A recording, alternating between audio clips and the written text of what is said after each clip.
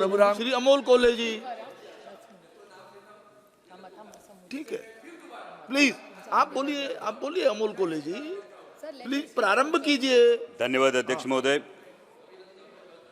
राम मंदिर का निर्माण एक ऐतिहासिक घटना है और इस ऐतिहासिक घटना के उपलक्ष्य में हर उस व्यक्ति जो मंदिर निर्माण के कार्य में जिसने योगदान दिया है उनके साथ मैं पूरे देश का अभिनंदन करूंगा। अध्यक्ष महोदय, राम मंदिर तथा मर्यादा पुरुषोत्तम प्रभु श्री राम ये राजनीतिक या चुनाव प्रचार का मुद्दा नहीं है, बल्कि हमारे देश की ये गौरवशाली परंपरा रही है कि धर्म में राजनीति नहीं होनी चाहिए और राजनीति में धर्म नहीं आना चाहिए, क्योंकि विश्व का इतिहास इस बात का गवाह है कि धार्मिक कट्टरता राष्ट्र को नुकसान पहुंचाती है, वही धार्मिक उदारता एवं वैश्विकता राष्ट्र को मानवता के ऊंचाई पर पहुंचाती है। और मुझे गर्व है मेरे हिंदू होने पर कि मेरा हिंदू धर्म इसी उदारता, वैश्विकता और सहिष्णुता की वजह से विश्व में वंदनीय है। आणि मला अभिमान आहे मी मराठी असल्याचा, कारण मी त्या महाराष्ट्रातून येतो ज्या महाराष्ट्रात छत्रपती शिवाजी महाराजांनी 18 पगड जातीच्या लोकांना एकत्र करून रयतेचं राज्य, स्वराज्य निर्माण केलं।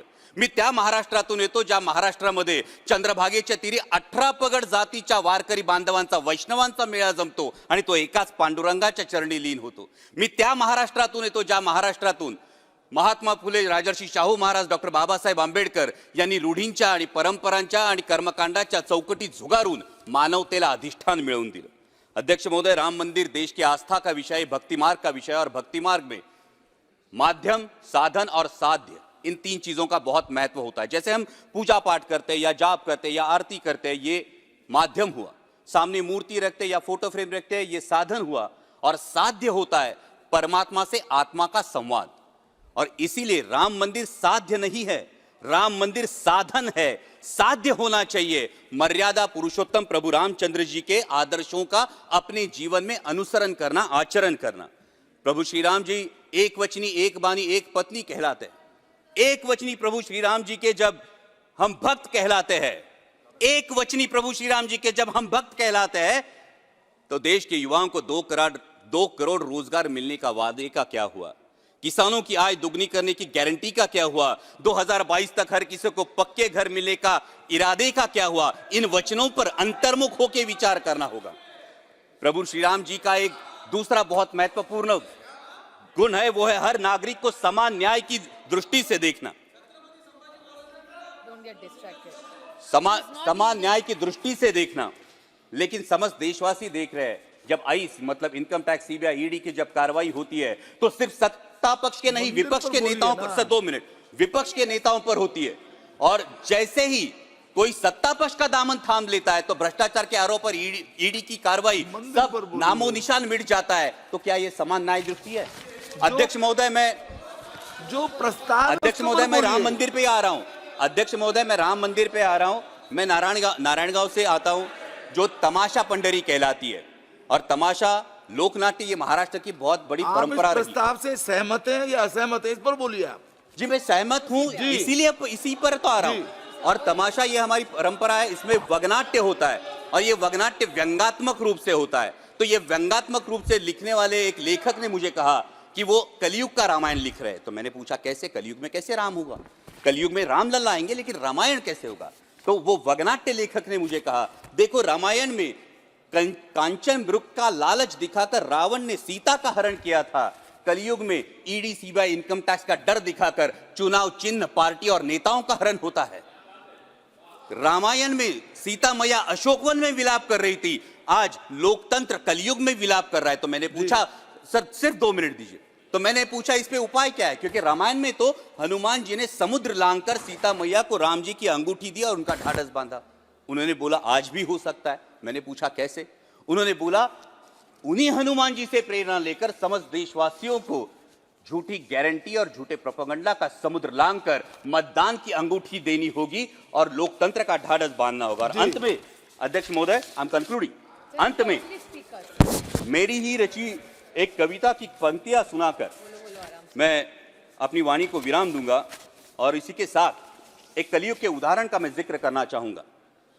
अध्यक्ष महोदय, कलयुग में एक ऐसा उदाहरण है जिन्होंने यह आदर्श प्रस्तावित किया कि इंसान धर्म के लिए नहीं बल्कि धर्म इंसानों के लिए बना है।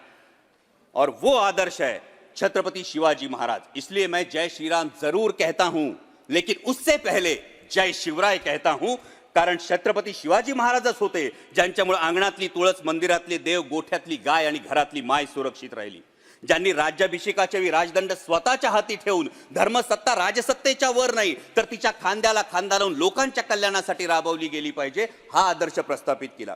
उन्हीं छत्रपति शिवाजी महाराज के राज्याभिषेक की 350वीं वर्षगांठ हम मना रहे हैं और संयोगवश माननीय प्रधानमंत्री जी शिव जयंती के अवसर पर मेरे चुनाव क्षेत्र का अभिमान किले शिवनेरी पर आ रहा है। मैं माननीय प्रधानमंत्री जी का तहे दिल से स्वागत करता हूं और साथ ही में बड़ी विनम्रता से उन्हें याद दिलाना चाहता हूं कि आपके करकमलों से रामलला की प्राण प्रतिष्ठा तो हो गई, राम मंदिर का निर्माण तो हो गया, लेकिन अरबी समुद्र में होने वाला छत्रपति शिवाजी महाराज का शिव स्मारक, जिसका जल पूजन आप ही के करकमलों से 24 दिसंबर 2016 में हुआ था, वो अभी भी निर्माण की प्रतीक्षा। सर सिर्फ 2 मिनट दीजिए, सिर्फ 2 मिनट।